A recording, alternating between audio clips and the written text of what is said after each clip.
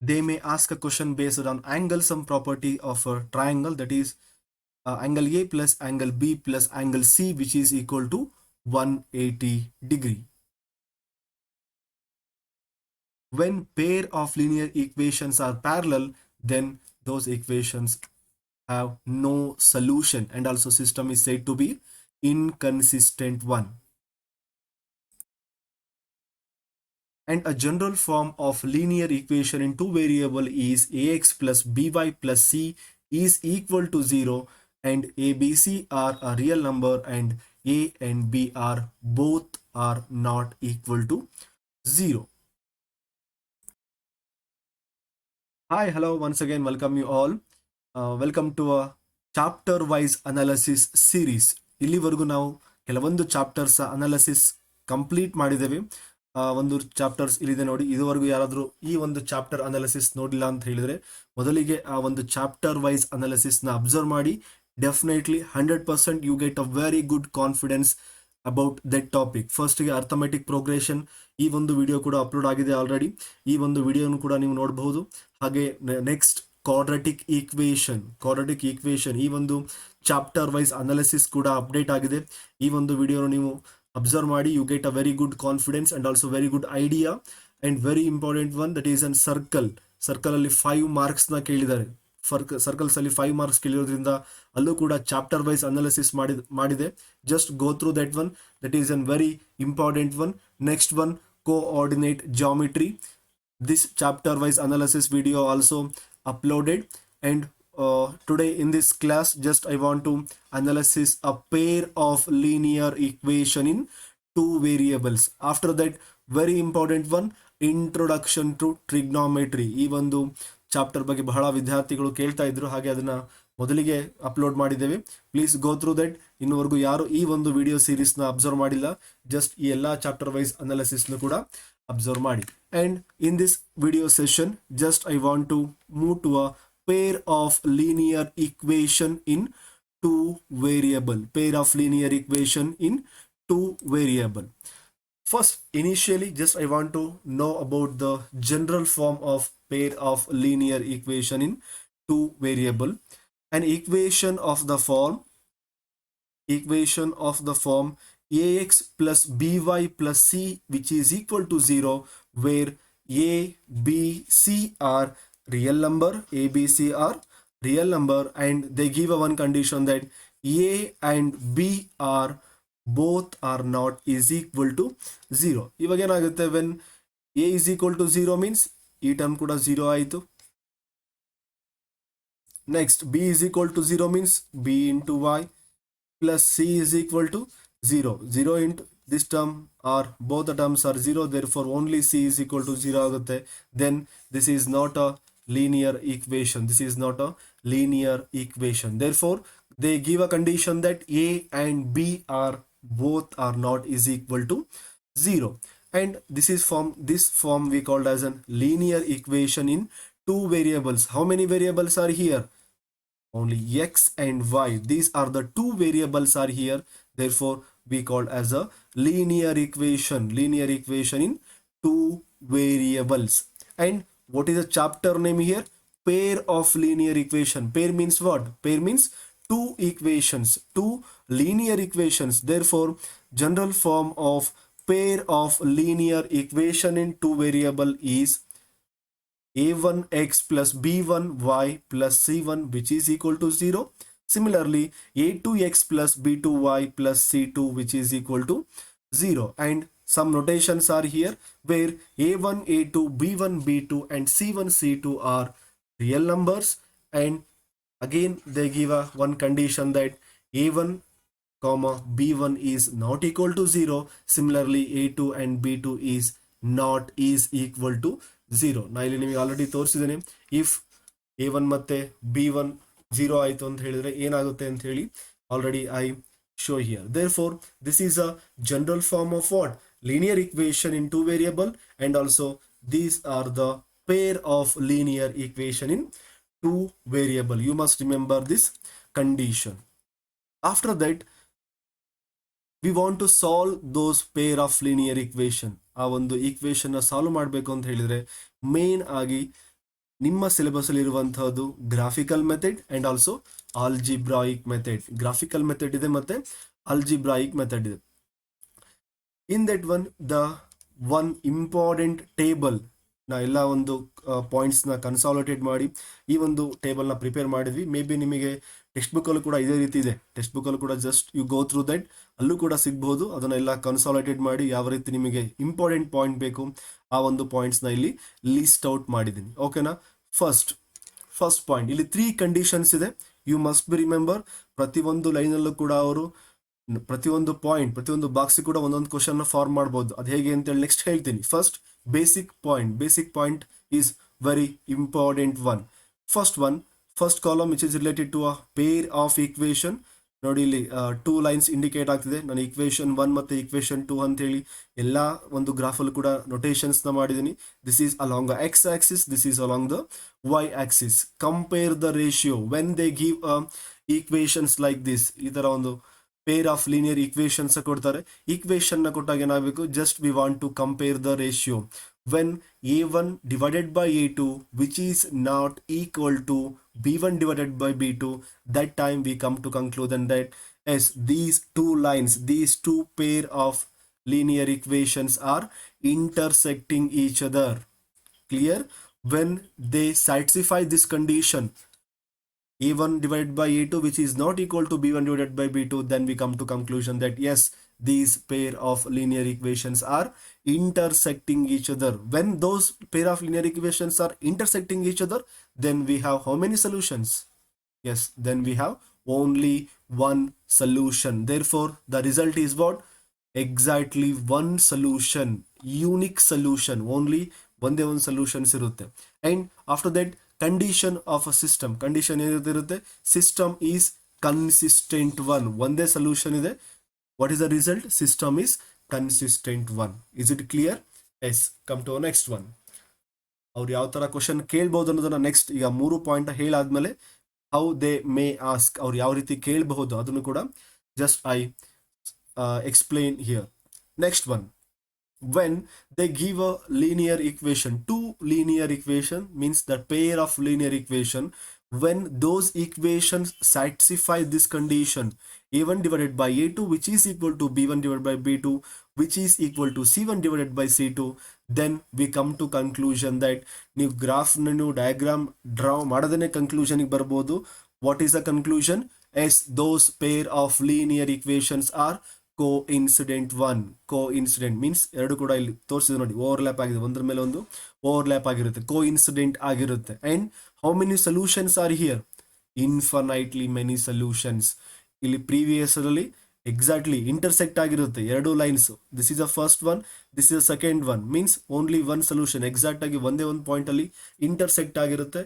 There four we come to know this. Okay, these equations are only one solution. Here these equations are coincident one. Therefore how many solutions are here? Infinitely many solutions. And system is consistent one. Is it clear? System is consistent one. After that, when pair of linear equations are given, when they give a graph like this, just we want to come to know that in graph ನೋಡಿ ಹೇಳ್ಬೋದು how many solutions are here? No solutions. Is it clear? ಯಾಕಂತ ಹೇಳಿದ್ರೆ ಎರಡು parallel lines ನೀವು ಇದೇ ರೀತಿ extend ಮಾಡ್ತಾ ಹೋದ್ರಿ ಅಂತ ಹೇಳಿದ್ರೆ they never meet each other. ಯಾವಾಗಲೂ ಕೂಡ ಅದು ಈ ತರ ಇಂಟರ್ಸೆಕ್ಟ್ ಆಗೋದಿಲ್ಲ ಅಥವಾ ಕೋಇನ್ಸೈಡ್ ಆಗೋದಿಲ್ಲ. There is no possibilities. Parallel lines ನೀವು ಎಲ್ಲಿವರೆಗೂ ಹಾಗೆ ಎಕ್ಸ್ಟೆಂಡ್ ಮಾಡ್ತಾ ಹೋಗ್ತೀರಾ ಅಲ್ಲಿವರೆಗೂ ಆ ಲೈನ್ ಎಕ್ಸ್ಟೆಂಡ್ ಆಗ್ತಾನೆ ಹೋಗುತ್ತೆ. Therefore never those parallel lines are never meet each other. Therefore how many solutions are here? No solutions. And the nature of this graph is parallel lines. These two lines are parallel lines. System is inconsistent one. This is a very important one. ಮೇಲಿರುವ ಎಲ್ಲ ಕಂಡೀಷನ್ಗೂ consistent ಒಂದು ಬರುತ್ತೆ. Parallel line ಇದ್ದಾಗ ಮಾತ್ರ no solution. ಯಾವುದೇ solution ಇಲ್ಲ ಅಂತ ಹೇಳಿದ್ರೆ ಇನ್ಕನ್ಸಿಸ್ಟೆಂಟ್ ಆಗಿರುತ್ತೆ, ಕನ್ಸಿಸ್ಟೆಂಟ್ ಆಗಿರೋದಿಲ್ಲ. ಹಿಯರ್ ಫಸ್ಟ್ ಒನ್ ನೋಡಿ, ಯೂನಿಕ್ ಸೊಲ್ಯೂಷನ್ ಇದೆ, ಅಲ್ಲಿ ಕೂಡ ಕನ್ಸಿಸ್ಟೆಂಟ್ ಆಗಿದೆ. ಮೆನಿ ಸೊಲ್ಯೂಷನ್ಸ್ ಇದೆ, ಅಲ್ಲಿ ಕೂಡ ಕನ್ಸಿಸ್ಟೆಂಟ್ ಆಗಿದೆ. ನೋ ಸೊಲ್ಯೂಷನ್, ಯಾವುದೇ ರೀತಿ ಸೊಲ್ಯೂಷನ್ ಇಲ್ಲ ಅಂತ ಹೇಳಿದಾಗ 100% it is an inconsistent one. Okay, ಇವಾಗಿನ ಟೇಬಲ್ ಅರ್ಥ ಆಯ್ತು. ದೆನ್ ಅವ್ರು ಯಾವ ರೀತಿ ಕ್ವಶನ್ನ ಕೇಳ್ಬೋದು, ಹೌ ದೇ ಆಸ್ಕ್ ಹಿಯರ್. ನೋಡಿ, ಪ್ರತಿಯೊಂದು ಕಾಲಮ್ಗೂ ಕೂಡ ಒಂದೊಂದು ಕ್ವಶನ್ ಅವ್ರು ಫ್ರೇಮ್ ಮಾಡ್ತಾ ಹೋಗ್ಬೋದು. ನೀವು ಅಬ್ಸರ್ವ್ ಮಾಡಿದ್ದೀರಾ ಮಾಡೆಲ್ ಕ್ವಶನ್ ಪೇಪರ್ಲಿ ಯಾವ ರೀತಿ ಕೇಳಿದ್ದಾರೆ ಅಂತ ಹೇಳಿ. ಫಾರ್ ಎಕ್ಸಾಂಪಲ್ ಅವ್ರೇನ್ ಮಾಡ್ತಾರೆ, ಇವಾಗ ಒಂದು ಯಾವುದೋ ಒಂದು 2 ಈಕ್ವೇಷನ್ಸ್ನ ಕೊಡ್ತಾರೆ, ಲೀನಿಯರ್ ಇಕ್ವೇಷನ್ 1 ಮತ್ತು ಇಕ್ವೇಷನ್ 2 ಅನ್ನ ಕೊಟ್ಟು they ask that how many solutions are here. ಹೇಗೆ ಕನ್ವರ್ಟ್ ಮಾಡ್ತೀರಾ, ಮತ್ತೆ ಅವಾಗ ಮತ್ತೆ ಗ್ರಾಫ್ ಆಗ್ತಾ ಕೂರ್ತೀರಾ? No, you don't want to need a graph. ನೀವು ಮತ್ತೆ ಗ್ರಾಫ್ ಅವಶ್ಯಕತೆ ಇಲ್ಲ, ಹಾಗೆ ನೀವು ಗ್ರಾಫ್ ಮತ್ತೆ ಡ್ರಾ ಮಾಡೋ ಅವಶ್ಯಕತೆ ಇಲ್ಲ. ಯಾವುದೇ ಒಂದು ಇಕ್ವೇಷನ್ ಕೊಟ್ಟರು ಅಂತ ಹೇಳಿದ್ರೆ, if they are asking how many solutions are there for this pair of linear equation, then just you want to check these ratios. ಈ 3 ರೇಷಿಯೋಸ್ ನೀವು ಚೆಕ್ ಮಾಡಬೇಕು. When you got this one, ನಿಮಗೆ ಈ ಒಂದು equation ಫಸ್ಟೇ ಗೊತ್ತಾಯ್ತು ಅಂತ ಹೇಳಿದ್ರೆ, yes you come to conclusion thus how many solutions are exactly 1 solution ಅಂತ ಇರುತ್ತೆ, ಅಥವಾ ಯೂನಿಕ್ ಸೊಲ್ಯೂಷನ್ ಅಂತ ಇರುತ್ತೆ. That time you want to mark that answer. Same question, these pair of linear equations are, first option intersecting one, second option coincident one, third option ಏನಿದೆ it is parallel ಆಗಿದೆ ಅಂದ್ರೆ no parallel line ಆಗಿರುತ್ತೆ, then option is none of the above. ಅವಾಗ ಏನು ಮಾಡಬೇಕು, if these parallel lines are, and if this given equation is satisfying this ratio, just you want to mark for S, these parallel lines are intersecting one. ಆ equation satisfy ಮಾಡಿದೇನೆ ಈ equation satisfy ಮಾಡಿತು, which is that a1 divided by a2 b1 divided by b2 divided by c1 divided by c2. If the equation is satisfied this one, then we come to conclusion that yes, these pair of linear equations are coincident one. Similarly, if that equation is satisfy this ratio, then we come to conclusion that those lines are parallel lines. ಈ ರೀತಿ ಒಂದು question ನ ಕೇಳಬಹುದು. ಇನ್ otherwise, in case of ಅವರು graph ಕೊಟ್ಟು ಕೂಡ ಕೇಳ್ಬಹುದು. Given graph ಯಾವುದೊಂದು ಇಲ್ಲಿ ಸೈಡ್ ಇದೆ ಅಲ್ವಾ, ತ್ರೀ ಗ್ರಾಫ್ಸ್ ಅಲ್ಲಿ ನಿಮಗೆ ಯಾವುದೇ ಒಂದು ಗ್ರಾಫ್ ಕೊಟ್ಟು ವಾಟ್ ಈಸ್ ದ ನೇಚರ್ ಅಥವಾ what is the properties are what are the how many solutions are there, ಈ ರೀತಿ ಕೂಡ ನಿಮಗೆ ಕ್ವಶನ್ ನ ಕೇಳುವಂತಹ ಚಾನ್ಸಸ್ ಇರುತ್ತೆ. Therefore you must be remember, ನೀವು ಒಂದು ಏನು ಟೇಬಲ್ ಇದೆ ಅಲ್ವಾ, ಟೇಬಲ್ನ ಕಂಪ್ಲೀಟ್ ಆಗಿ ನೆನ್ಪಿಟ್ಕೋಬೇಕು. ಅವಾಗ ಮಾತ್ರ ಅವ್ರು ಏನೇ ಕೇಳಿ ನೀವು ಈಸಿಯಾಗಿ ಆನ್ಸರ್ಸ್ನ ಮಾಡ್ತೀರಾ. ನೀವು ಲಾಸ್ಟ್ ಒನ್ ನೆನ್ಪಿಟ್ಕೊಳ್ಳೋಕೆ ಬಹಳ ಈಸಿ. ನೋ ಸೊಲ್ಯೂಷನ್, ಯಾವಾಗ ನೋ ಸೊಲ್ಯೂಷನ್ ಆಗಿರುತ್ತೆ, ಪ್ಯಾರಲಲ್ ಲೈನ್ ಇದ್ದಾಗ ನೋ ಸೊಲ್ಯೂಷನ್ ಆಗಿರುತ್ತೆ. Then no solution means it is an inconsistent one. Is it clear? After that, this is a first table, very important one, very important ಆಗಿರುವಂತಹ table. Next, solving by various methods, solving a linear equation by algebraic methods ಇದೆ, substitution method ನಿಮಗೆ already ಗೊತ್ತಿದೆ, and also elimination method, and also last one cross multiplication method. ಇಲ್ಲಿ almost ನಿಮಗೆ theory part ಅಂತ ಹೇಳಿದ್ರೆ long answer type ಅಲ್ಲಿ ಈ ತರ ಕ್ವಶನ್ ಅವರು ಕೇಳ್ತಾ ಇದ್ರು. ಇಲ್ಲಿ ಯಾವ್ದಾದ್ರು ಒಂದು ಮೆಥಡ್ ಯೂಸ್ ಮಾಡಿ ಸಾಲ್ವ್ ಮಾಡಿ ಅಂತ ಹೇಳಿ ಕೇಳ್ತಾ ಇದ್ರು. ಮತ್ತೆ ಇವಾಗ MCQ ಆಗಿರೋದ್ರಿಂದ ಮತ್ತೆ ಕೇಳಲ್ಲ ಅಂತ ಹೇಳಿ ಏನು ಪಾಸಿಬಿಲಿಟೀಸ್ ಬಹಳ ಕಡಿಮೆ ಇದೆ. ಬಟ್ ಯಾವುದೋ ಒಂದು ಸಿಂಪಲ್ ಆಗಿರುವಂತಹ ಮೆಥಡ್ ನ ನೀವು ಎಲಿಮಿನೇಷನ್ ಮೆಥಡ್ ಆದ್ರೂ ಕೊಡ್ಬೋದು ಅವರು, ಅಥವಾ ಯಾವುದೋ substitution method. Almost elimination method ಅವರು ಪ್ರಿಫರ್ ಮಾಡ್ತಾರೆ. ಬಟ್ ಆದ್ರೂ ಕೂಡ ನಿಮ್ಮ ಸೇಫ್ಟಿಗೋಸ್ಕರ just you want to practice 1 or 2 problems ನೀವು ಈ ಮೆಥಡ್ ಮೇಲೆ ಪ್ರಾಕ್ಟೀಸ್ ಮಾಡಿರಿ. ಯಾಕೆ ಅಂತ ಹೇಳಿದ್ರೆ ಲಾಸ್ಟ್ ಟೈಮಿಗೆ ನಿಮಗೆ ಅದು ಹೆಲ್ಪ್ ಆಗುತ್ತೆ. ಇನ್ ಕೇಸ್ ಅವ್ರೇನಾದ್ರು ಕೇಳಿದ್ರೆ ನೀವು ಈಸಿಯಾಗಿ ಸಾಲ್ವ್ ಮಾಡುವಂತಹ ಒಂದು ಪಾಸಿಬಿಲಿಟೀಸ್ ಇರುತ್ತೆ. Is it clear? Yes, this is second one, that is linear equation by algebraic method. With respect to above questions, above table, just I try to solve 1 or 2 problems. ಒಂದು 2 problems ನಿಮಗೆ ತೋರಿಸುವಂತಹ ಪ್ರಯತ್ನ ಮಾಡ್ತೀನಿ within 1 or 2 steps ಅಲ್ಲಿ. Otherwise ತೋರಿಸಿದ್ರೆ ನಿಮಗೆ idea ಬರುತ್ತೆ. ಓಕೆನಾ? What is the question? Just to observe carefully. Find whether the line representing by 2x plus y which is equal to 3 and 4x plus 2y which is equal to 6 are parallel, are coincident, are intersecting one. Once again, just I repeat the question. Find whether the line representing by 2x plus y is equal to 3 and 4x plus 2y which is equal to 6 are parallel ಆಗಿದೆಯಾ ಅಥವಾ coincident or intersecting. Just you want to check. Parallel ಅಥವಾ coincident ಅಥವಾ intersecting ಅಂತ ಹೇಳಿದ್ರೆ how you calculate. ಇಲ್ಲಿ given ratios ಇದೆ, ಈ ಒಂದು ರೇಷಿಯೋಸ್ ಅಲ್ಲಿ ಯಾವ ರೇಷಿಯೋನ ಸ್ಯಾಟಿಸ್ಫೈ ಮಾಡುತ್ತೆ ಆ ಒಂದು ಇನ್ಫಾರ್ಮೇಶನ್ ನೀವು ಫುಲ್ಫಿಲ್ ಮಾಡ್ತೀರಾ. Is it clear? ಓಕೆ, ನಾವು what is a A1 here? This is A1. A1 is equal to 2 and B1 is equal to what? B1 is equal to 1 and also C1 is equal to minus 3. Just ಈ ಒಂದು 3 term ಈ ಕಡೆ move ಮಾಡಿದಾಗ ಏನಾಗಿರುತ್ತೆ, it become minus. Therefore ಇಲ್ಲೂ ಕೂಡ ಅಷ್ಟೇ A1, sorry, it is A2 is equal to 4 and also B2 is equal to 2 and also C2 which is equal to minus 6. Just you want to write the ratios here. Ratios ಏನು ಬರೀಬೇಕು ಇವಾಗ?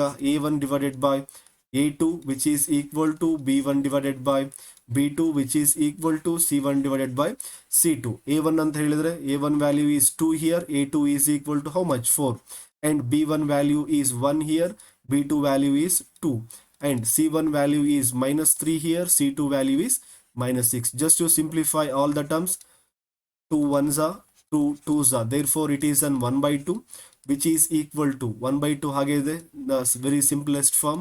Next one, minus minus cancel, 3 ones are 3 2s are, therefore it is also 1 by 2. Which condition is satisfying here? Which condition is satisfying here? Second condition, that is A1 divided by A2 which is equal to B1 divided by B2 which is equal to C1 divided by C2. Then what is the conclusion? Yes, these lines are coincident one and also these are infinitely many solution and also these are system is consistent one. Clear? Like this there are the many questions are there, just you go through that. This is very helpful to you all. And also next one, this is only one example ಮಾತ್ರ ತೋರಿಸಿದ್ದೀನಿ.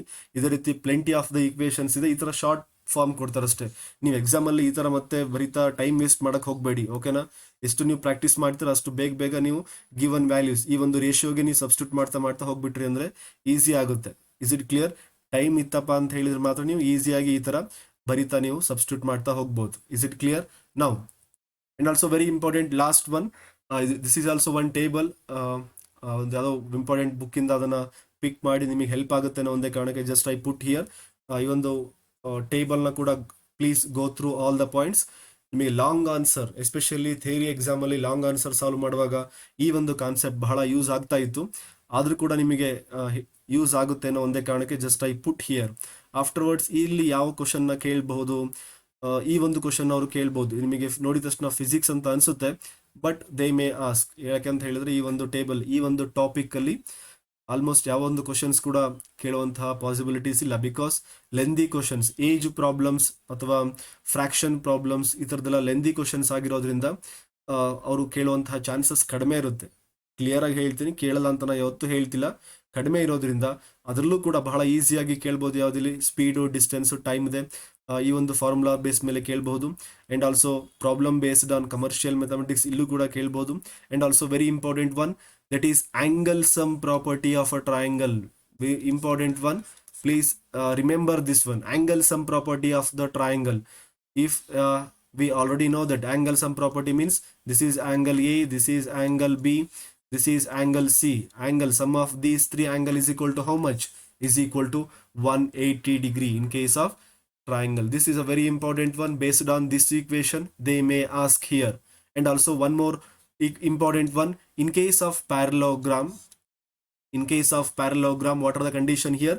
Opposite angles are equal, opposite angles are equal, and in case of cyclic quadrilateral opposite angles are supplementary. Two important points ಇದೆ. First one, in case of parallelogram opposite angles are equal, in case of cyclic quadrilateral opposite angles are supplementary. Just you remember these 3 points.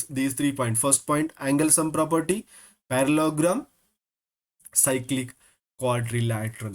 These are the some important points regarding the pair of linear equation in two variable. Just you go through this. ನೀವು ಇಲ್ಲಿವರೆಗೂ ಎಲ್ಲ ಚಾಪ್ಟರ್ಸ್ನ study ಮಾಡಿದ್ದೀರಾ. ಆ ಒಂದು ಚಾಪ್ಟರ್ಸಲ್ಲಿ ಇದನ್ನ ಹೇಗೆ cover ಮಾಡಬೇಕು, ಎಲ್ಲಿ ಯಾವ ಟಾಪಿಕ್ ಮೇಲೆ ಅವರು ಕ್ವಶನ್ನ ಕೇಳಬಹುದು, ಎಲ್ಲದೂ ಕೂಡ ಆ ಇನ್ಫಾರ್ಮೇಷನ್ನ ಆಲ್ರೆಡಿ ಕೊಟ್ಟಿದೆ. ಬೇಸ್ಡ್ ಆನ್ ದಟ್ ಅಲ್ಲೂ ಕೂಡ ನೀವು ಎಷ್ಟು ಸಾಧ್ಯ ಅಷ್ಟು ಓದುವಂತಹ ಪ್ರಯತ್ನ ಮಾಡಿ. ನೀವು ಥಿಯರಿ ಕ್ಲಾಸ್ ನೋಟ್ಸ್ ನಿಮ್ಮ ಹತ್ರ ಇರುತ್ತೆ, ಅದನ್ನು ಕೂಡ ರೆಫರ್ ಮಾಡಿ. ಎಷ್ಟು ಸಾಧ್ಯ ಅಷ್ಟು ಕಡಿಮೆ ಅವಧಿಯಲ್ಲಿ ಮ್ಯಾಕ್ಸಿಮಮ್ ಕ್ವಶನ್ನ ಸಾಲ್ವ್ ಮಾಡುವಂತಹ ಪ್ರಯತ್ನ ಮಾಡಿ. ಇನ್ಮೇಲೆ ಏನಿದ್ರು ಕೂಡ ನೀವು ರಿವಿಷನ್ನ ಸ್ಟಾರ್ಟ್ ಮಾಡಿ. ಬಿಕಾಸ್ ಆಲ್ಮೋಸ್ಟ್ ನಿಮಗೆ ಕಡಿಮೆ ಟೈಮ್, ಇನ್ನು 10 to 15 ಡೇಸ್ ಇರೋದ್ರಿಂದ ಎಷ್ಟು ಸಾಧ್ಯ ಅಷ್ಟು ರಿವಿಷನ್ ಮಾಡುವಂತಹ ಪ್ರಯತ್ನ ಮಾಡಿ. Okay, this is all about this chapter. We will meet in a next video. Thank you very much.